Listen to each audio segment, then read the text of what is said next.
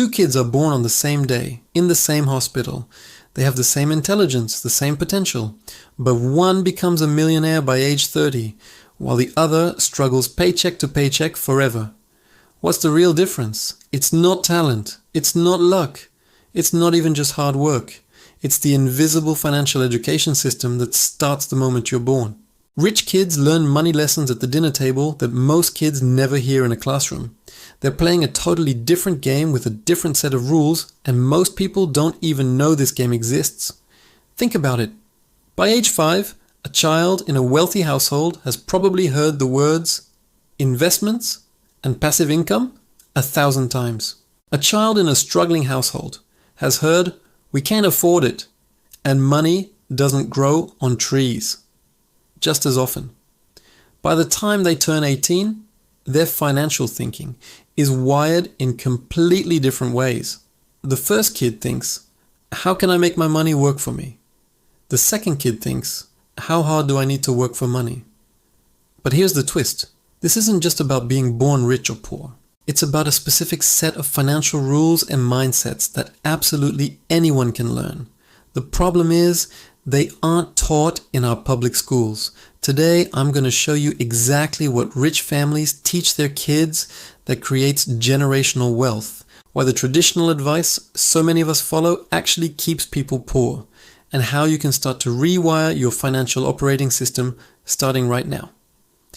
Rich families teach 3 core principles that most families never learn. First, debt is a tool, not a trap. We're taught that all debt is bad and we should save money.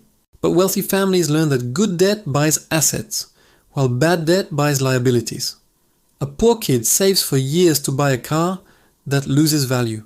A rich kid borrows money to buy a rental property and lets the tenants pay off the loan for them. Second principle, taxes are optional.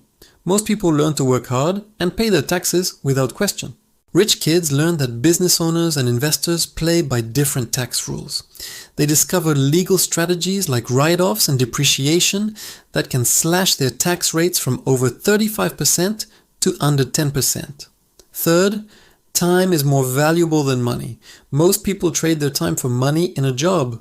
Let's look at Alex and Sam. They both graduate high school. Alex's parents give him $50,000 for college. Sam's parents co-sign $50,000 in student loans for him.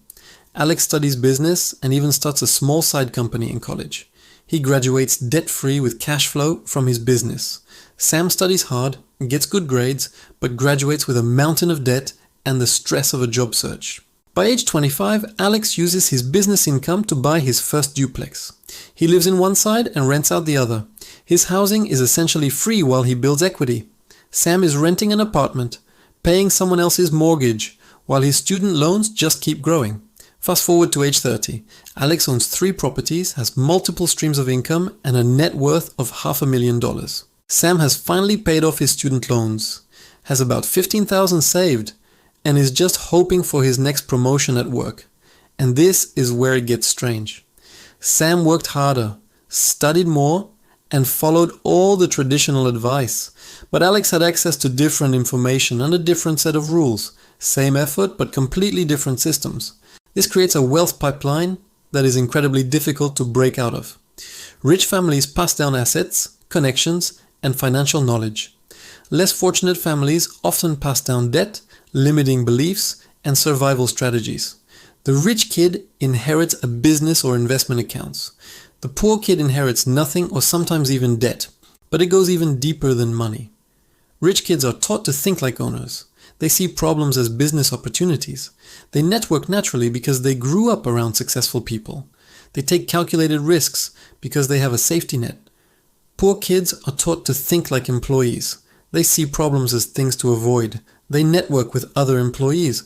And they avoid risks because for them, failure could mean homelessness.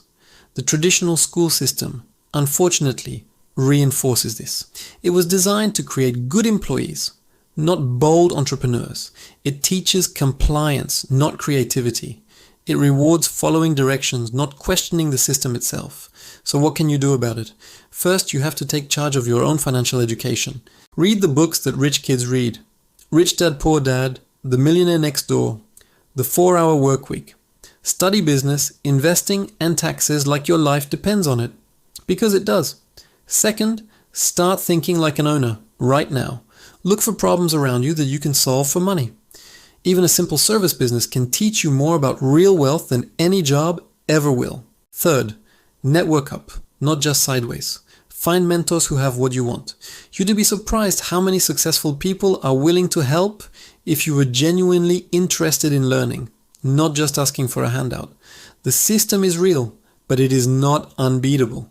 Rich kids get a head start, but anyone can learn the rules of the wealth game. It all starts with knowledge. Thanks for watching, and if you found this valuable, make sure to subscribe for more.